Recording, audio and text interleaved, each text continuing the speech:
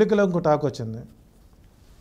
ఈరోజు వరకు జగన్మోహన్ రెడ్డి ఓటమికి గల కారణాలు ఏమై ఉంటాయి అని ఇంతవరకు ఇప్పుడున్న పోస్ట్ మార్టం చేసుకున్నటువంటి పరిస్థితులు కనబడతలేదు.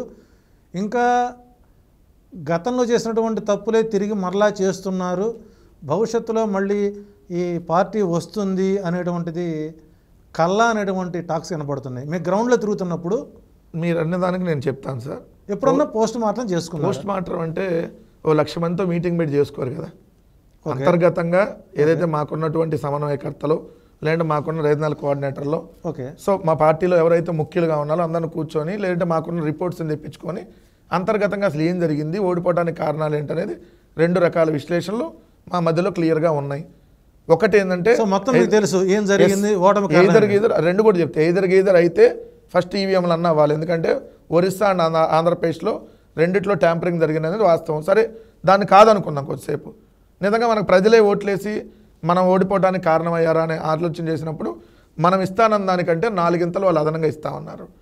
లేనటువంటి ఉన్నట్టుగా దుష్ప్రచారం చేశారు. ఇది ల్యాండ్ టైటిలింగ్ యాక్ట్ అని కానీ లేదంటే 14 లక్షల కోట్లు అప్పు అయిందని కానీ 30,000 మంది మహిళలు మిస్ అయ్యారు కానీ మేము వస్తే మీకు ప్రతి ఇంటికి 15, నీకు 15, నీకు 18, నీకు 20, నీకు 36. సబ్మిషన్ ఈవీఎం ట్యాంపరింగ్ అనేటువంటిది మనం దాన్ని పూర్తి స్థాయి నిర్ధారణ చేయలేం. నేను అందుకనే అన్నాను.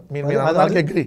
రెండోది వచ్చేసరికి కామన్ పబ్లిక్ మాకు ఇది కావాలనేనా జగన్మోహన్ రెడ్డికి అడిగారా? అట్లా చంద్రబాబు నాయుడు కూడా అడగలేదు కదా.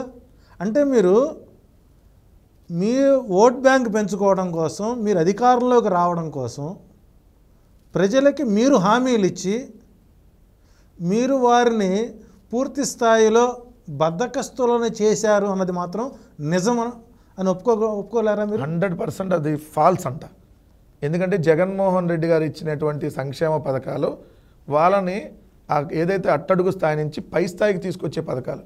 సపోజ్ మీరు అన్నటువంటి అమ్మ ఒడి, దానివల్ల ఏంటంటే ఇంట్లో 2 పిల్లలు ఉంటే 2 చదువుకోవడానికి వెళ్తారు. అంతకుముందు 2 పిల్లలు ఉంటే ఒకళ్ళనే బడికి పంపించి ఒకళ్ళని పనికి పంపించేవాళ్ళు. సో ఒకళ్ళకన్నా మనం డబ్బులు సాయం అందించగలిగితే కనీసం వాళ్ళని బడికి పంపించేవాళ్ళు, బుక్స్ ఫ్రీ అన్నీ పెట్టడం వల్ల. ఇది ఒకటి. రెండోది లక్షల కొద్ది ఫీజులు కట్టి కార్పొరేట్ స్కూల్లో చదువుకునేటువంటి విద్యార్థులకు కూడా అమ్మ ఒడి పథకం ఇవ్వడం వల్ల ఆంతర్యం ఏంటండి? లక్షల కోట్ల రూపాయలు కట్టేదని కానీ సార్ ఇక్కడ ఏంటంటే 2 రకాలు సార్. అది కూడా మీరన్న అది కాదు. దీంట్లో మా పిల్లవాడికి నేను ₹1,00,000 ఫీజు కట్టుకొని చైతన్య కాలేజీలో నారాయణ చదువుకున్న శక్తి మాకుంది. అలాంటి పేరెంట్స్కి కూడా అమ్మఒడి పథకాన్ని అమలు చేయడం అనేటువంటిది ఎంతవరకు అర్థవంతం ఉంటుంది? వాళ్ళకి అమ్మఒడి కాదు సార్, ఇక్కడ దానికి ఒక బేసిక్ ఉంటుంది. వాళ్ళు 300 యూనిట్లు కరెంట్ లోపు కాల్చేవాళ్ళు. మీరన్న లక్షల రూపాయల ఫీజులు కట్టేవాళ్ళు 300 యూనిట్ల కంటే ఎక్కువే కాల్చుతారు, తక్కువ కాల్చరు. వాళ్ళకి ఓవరాల్గా 10 ఎకరాల లోపు ఉండాలి మెట్టా మాగాని కలిపి. సో వాళ్ళకి 4 వీలర్ ఉండకూడదు. లక్షల రూపాయల ఫీజు కట్టేవాడికి 4 వీలర్ ఉంటుంది. సో వాళ్ళకి రావు. ఈ రోజున కామన్ పీపుల్, ఒక సామాన్యుడికి ఇంట్లో ఫ్యాన్ ఉంటుంది, టీవీ ఉంటుంది, ఫ్రిడ్జ్ ఉంటుంది, 2 వీలర్ ఏదో ఉంటుంది, మొత్తానికి 2 వీలర్ ఉండొచ్చు సార్, 4 వీలర్ ఉండకూడదు. దానికి ఒక రూల్స్ ఉన్నాయి. ఆ రూల్స్ ప్రకారం ఇస్తాం. కానీ మీరు అన్నట్టుగా ఒక ఇంటర్నేషనల్ స్కూల్లో చదువుకొని వాడు 5 లక్షల ఫీజు కడుతుంటే వాడికి అమ్మఒడి రాదు. వచ్చిన వాళ్ళు ఉన్నారు కదా. లేదు అంటే అక్కడ మీ సర్వే తప్ప అనాలా, లేకపోతే ఇంటర్నేషనల్ స్కూల్లో మీరు అన్నట్టుగా కొన్ని చైతన్య నారాయణ కాలేజీల్లో కూడా, నారాయణ చైతన్య స్కూల్స్లో కూడా సంవత్సరానికి 30,000 40,000 ఫీజు లోపు ఉన్నాయి కూడా చాలా ఉన్నాయి. సో మీరు అన్నట్టు లక్షలు లేవు. స్కూల్లో వాళ్ళకి డే స్కాలర్ ఉంటుంది. డే స్కాలర్కి వెళ్ళి 20,000 30,000 సంవత్సరానికి. యాజ్ ఏ ఎడ్యుకేషన్ నామ్స్ ప్రకారం కార్పొరేట్ సంస్థల్లో, ఎడ్యుకేషన్ సంస్థల్లో 25% బిలో పావర్టీ వాళ్ళకి సీట్ ఇవ్వాలి. జగన్మోహన్ రెడ్డి గారు పెట్టారు దాన్ని, కానీ ఇప్పుడు ప్రభుత్వంలో అది అమలు కావట్లా. అటువంటి ఆ బిలో పావర్టీ ఉన్నటువంటి విద్యార్థులకి అమ్మఒడి ఇచ్చుంటే సద్వినియోగం అయ్యేదేమో అనుకుంటున్నాను సార్. అమ్మఒడి కార్యక్రమం సద్వినియోగం కావటం వల్లే ఈరోజు వాళ్ళు మేము తల్లికి వందనం ఇంప్లిమెంట్ చేస్తామని చెప్పి డబల్ హామీ, త్రిబుల్ హామీ ఇవ్వాల్సి వచ్చింది. నిజంగా అది ఫెయిల్యూర్ ప్రోగ్రామ్ అయితే ఈ ప్రభుత్వం కూడా దాన్ని పాస్ చేసేది కాదు. దేశంలో ఎక్కడా లేని పథకం జగన్మోహన్ రెడ్డి గారు తీసుకొని వచ్చారు. తీసుకొని వచ్చినాక దానివల్ల పిల్లలు స్కూల్కి వెళ్ళేటటువంటి పిల్లల సంఖ్య పెరిగింది, ఎడ్యుకేషన్ నామ్స్ పెరిగినాయి, నాడు నేడు స్కూళ్ళు బాగు చేయటం అన్ని రకాలుగా పెరగటం వల్లే ఇప్పుడున్న ప్రభుత్వం కూడా దాన్ని కొనసాగిస్తుంది. ఆ పథకాన్ని ఏదో కొంతమందికి తగ్గించేసినా కూడా కొనసాగించడానికి కారణం అదే. సో మేము తీసుకొని వచ్చిన పథకాల వల్ల వాళ్ళు సోమరిపోతులు అయ్యారు, బద్దకస్తులు అయ్యారని ఎవరన్నా అంటే అది చాలా తప్పు అంట. అలా మనం అనకూడదు. ఎందుకంటే ఎడ్యుకేషన్ అనేది మెయిన్, హెల్త్ అనేది మెయిన్. వాళ్ళ కాలం మీద వాళ్ళు ఏ రాష్ట్ర ప్రభుత్వం అయినా ఎడ్యుకేషన్, హెల్త్, అగ్రికల్చర్ 3 కరెక్ట్గా ఉండాలి. మేజర్ పథకాలు అవే కదా.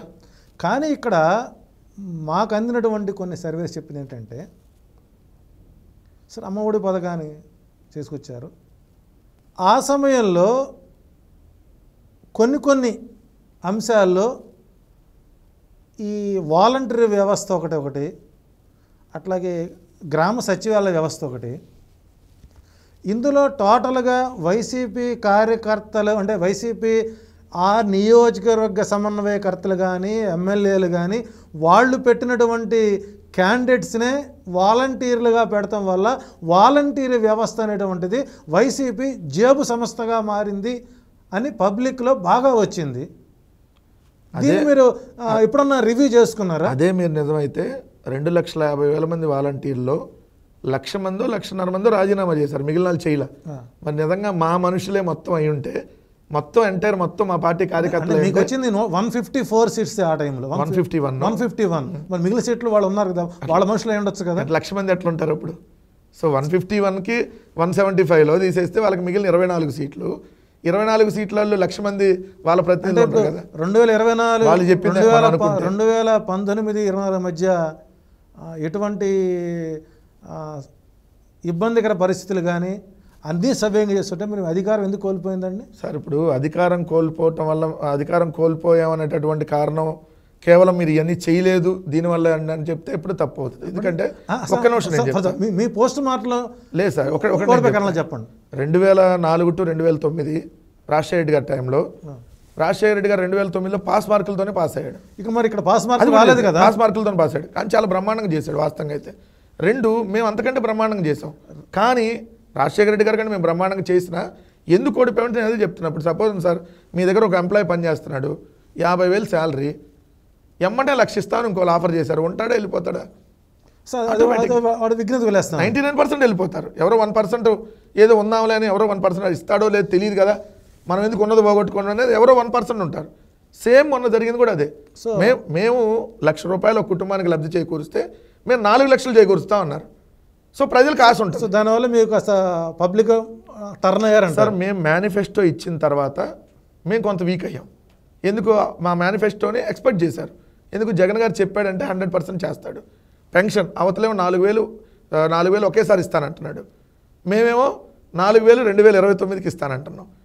ఆయనేమో 15,000 ఎంతమంది పిల్లలు ఉంటే అంతమందికి అంటున్నాడు. మళ్ళీ ఆయన ఎంతమంది ఉంటే అంతమందికి నెలకు 1,500 అంటున్నాడు. మేము ఒక్కరికి కూడా చెప్పట్లేదు. ఒకటే వెంకటరెడ్డి గారు, ఇక్కడ సహజంగా రాజకీయ నాయకులు ప్రజలను మోసం చేస్తారు, మెజారిటీ చేస్తారు అనుకోండి. కానీ ఇక్కడ ప్రజలు జగన్మోహన్ రెడ్డి మోసం చేశారన్న భావన కలగట్లేదా? సార్ ప్రజలు మేము మోసం చేశారని మేము అంటలేదు, కానీ ప్రజలకు ఎవరికైనా ఆశ ఉంటుంది సార్. ప్రజలు మేము తప్పు పట్టట్లేదు ఇప్పుడు.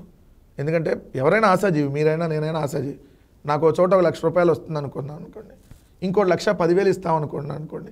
సపోజ్ ఏదో సేల్కి పెట్టాం, ఇంకోటి 1,10,000 అంటే మనం ఏం చేస్తాం? ఆశపడతాం. సో ఖచ్చితంగా అరే చూద్దాంలే, ఇతను ఇవ్వకపోతే అప్పుడు ఇతనికి ఇద్దాం అనుకుంటాం కదా. ఆ విధంగా ఏం చేశారు వాళ్ళు? 3 పార్టీలు కేంద్రంలో అధికారంలో ఉన్నారు. సో ఇక్కడేం పవన్ కళ్యాణ్కి ఎప్పుడు అవకాశం ఇవ్వలేదు. సో ఇతను నేను దగ్గరుండి చేపిస్తానంటున్నాడు. ఈ అన్ని రకాల ఫ్యాక్టర్లు వాళ్ళకి పనిచేసి అంటున్నా. సో ఇప్పుడు మీ పోస్ట్ మార్టంలో సరే అది మీద రెండో పోస్ట్ మార్టంలో ఇది ఉంది. మరి రెండో అంశం ఏంది? అది ఫస్ట్ది ఈవీఎంలు, 2 పథకాల ఇంప్లిమెంటేషన్. సో 3 కొంత కార్యకర్తలు అనేది మాకు కొంత దూరమైన మాట వాస్తవం. అంటే జగన్మోహన్ రెడ్డి గారికి కార్యకర్తల మధ్య కొంత గ్యాప్ వచ్చిన మాట వాస్తవం.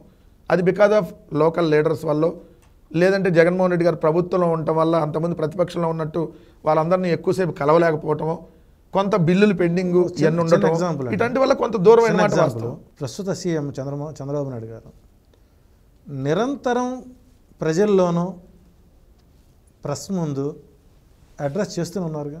దేనికి sir? What is the use? What may be అది ఏదైనా కావచ్చు. ఇప్పుడు మనం ఏదైనా పని చేసామంటే ఎవరో ఒకరికన్నా ఉపయోగం ఉంటుంది. ఇక్కడ